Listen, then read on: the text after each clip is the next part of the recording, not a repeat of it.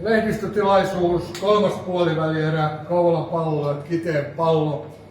Tämän ottelun lopputulos oli 2-1 jaksot 2-1-0-1 ja Supervuoro 3-0. Ja koko sarja 3-0 KPL. Kolmostilanteet kaikkineen KPL 10, Kiteen Pallo 14, ekalla jaksolla 7, 9 ja toisen jaksolla siis 3 ja 5. Paikalla ykköspalkitut Aku Kettunen ja Elias Pitkänen pelijohtajat. Aku, kommentit pelistä.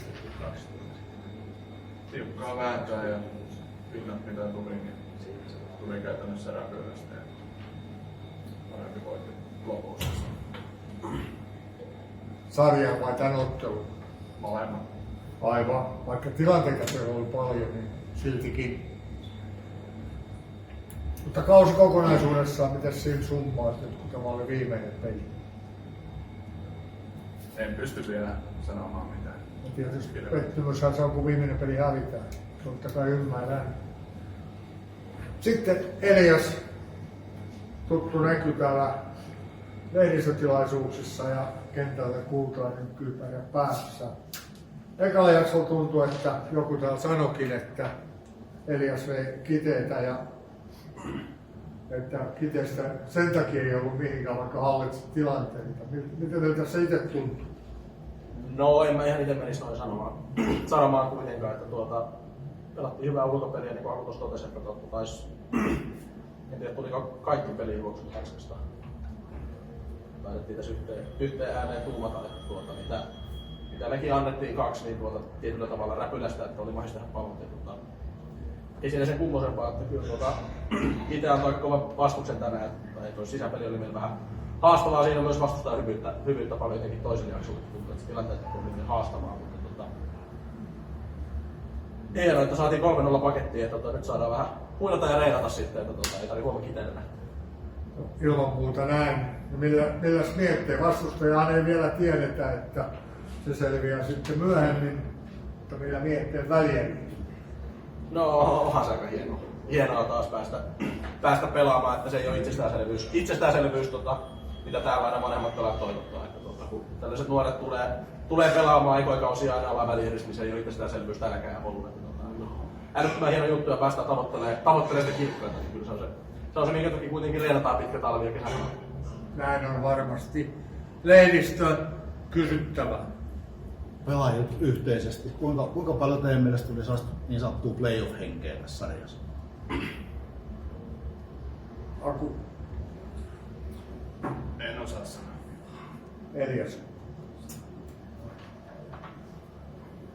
Tuntuu, että tänään oli ehkä, jos pitää joku peli nimetä niin erityisenä, että oli ehkä vähän sellainen tunteikkaampi tietenkin myös ehkä pohjaten tähän mikä on tilanne, mutta vaikea munkaan niin ymmärtänyt, mutta kyllä tänään oli tuntuu, että oli eniten sellainen, kun oli kakkospaikkaa kaveri selkään seinään vasta. Tänään oli ehkä eniten tunnetta tai sellainen olo itsellä oli, missä nimessä vähättelin aikaisempiin peleihin. Itellä oli todella tiukkaa ja ei tullut tilanteita eikä juoksuja, mutta kyllä tämä jotenkin itselle noussut sitten toki tälleen ratkaisi. Vedän vielä jotkut nopeasti nämä 3 peliä tippuu, että missä te itse olitte parempi?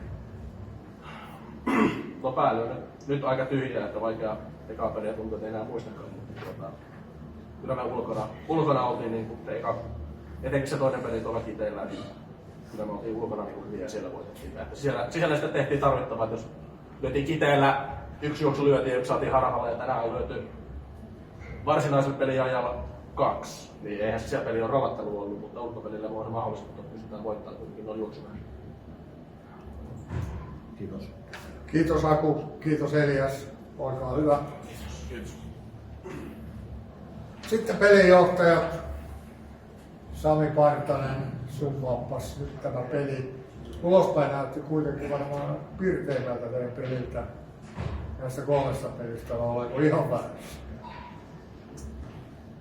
Niin, samanlainen kaavaa siinä toistui, että lopussa tiukan matsin jälkeen niin vastustaja on parempi, että se meiltä jäi vähän tuohon tämän sarjan niin kuin se oleellisen puuttumaan, eli voitot, että se pirteys tai laaduttomuus tai muuta, että se pieni ero siinä oli ja siitä onnittelut vastapuolelle, että olivat sen verran parempia, että pääsevät jatkamaan kautta. Tänään oli teillä niin kuin poiketen kahdesta edellisestä pelistä kolmostilanteella selvästi enemmän kuin KPL, mutta kotiuttaminen kaksi juoksua kuitenkin niin kuin yhteensä. Ei kovin hyvä saada. Kyllä se haastavaa se on. Ei siitä pääse mihinkään se juoksun lyöminen. Ja niin meidän sarjassa kuin monessa muussakin. Että kyllä se nyt kulminoitu varsinkin tähän meidän tapahtumaan, että kyllä se niin tuskasen työn takana yksi juoksu oli, että haki sen sitten, tai yritti sitä keinoin millä hyppäänsä näitä. Niin. Mutta näköjään näilläkin juoksumäärillä niin se parempi sitten löytyy, että ei se siitä ei ole kiinni. Varmasti Ei mitään. Kyllä.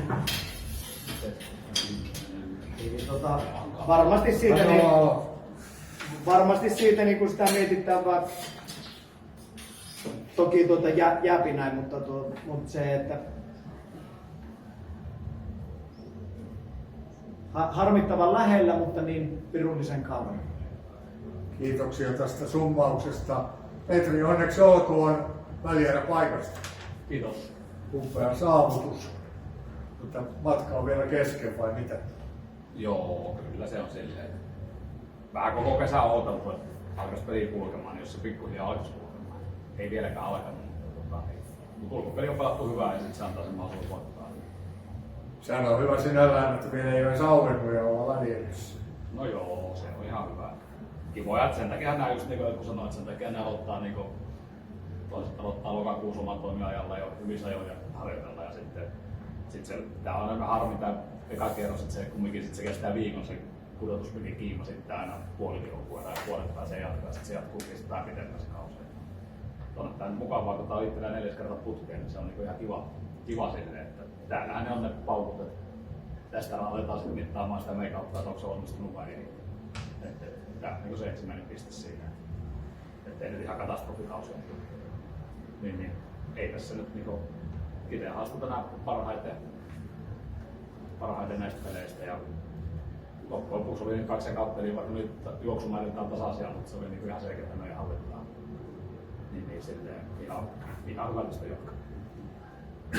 Tietysti kun tavoitteet tietää, niin vastustajalla ei liene suurempaa välierässä. No ei siinä ole mitään. Ei sinne nyt niin 4 säkkiä ei voi noin porukkaa tulla. Kaikilla on vahvuudet, mutta myös kaikilla varmaan on sellaisia kohtia, että ei ole ihan joka peli, että nähdään voittamassa. Se on niin pitkälti hommasta tekemisestä kiinni klassisesti. Kyllä me niin palikat on pelata varmaan pidempäänkin ja voittaa sarjoja sen jälkeen. Kiitoksia Petri. Kiitos. Leenistö. No niin kuin tuossa sanoit, että vähän koko kesä ehkä odoteltu ja ilmeisesti aika kovinkin palavereita välillä ollut tuossa, niin mitä se kertoo tästä joukkueesta, että nyt kuitenkin on tämä vähän erilainen kuin viime kesänä sitten, että kumminkin että viime kesän päästiin vähän helpommin, että se oli ihan silleen, että Pate oli hurjas iskus koko kesän niin runkosarjan, sitten sinne jäi vähän ne ongelmakohdat saatiin lakastua vähän maton alle helpommin. Ja nyt kun ollaan oltu tiukoilla ja se koduttaminen on ollut aika vaikeaa koko kesän, niin sitä on ulkopeliäkin on jumpattu paljon enemmän ja sitten myös lyöntijuttuja. Kun mä nyt varmaan valmiimpia tähän syksyyn ollut. Pate nyt antanut tuon hutukeiton loppukaudeksi Nikkasen. Nikkanen on äärettömän hyvä hutukeittäjä, mutta nyt Samppi oli 3 kertaa parempi. Tähän laittaa taas miettimään. Koska se kiva oli voittaa se hutukeitto, mutta niin kapteenista on ihan ennallaan. Sitä oli tänään kyselty ihan tuossa valtakunnan mediaa, että onko tässä jotakin taustalla. Ei ole mitään muuta kuin, että Nikkanen on joskus vetänyt 1 kauden varmaan kovemmin kuin toimittaja. Onko se mahdollista? No en tiedä, jos et ole ikinä hävinnyt, niin sitten ei ole, mutta se oli jollain 90 sinne voittaa joku kausi tahtossa, niin siinä on ihan hyvä juttu. Jossain kohdassa voisi olla ihan kiva, että saisi valita kumpaa menee. Selvä. Kiitos. Ei muuta. Kiitoksia Eko, kiitoksia Petri. Kiitos. Ja hyvää kotimatkaa Kiteelle ja kiitoksia tästä sarjasta.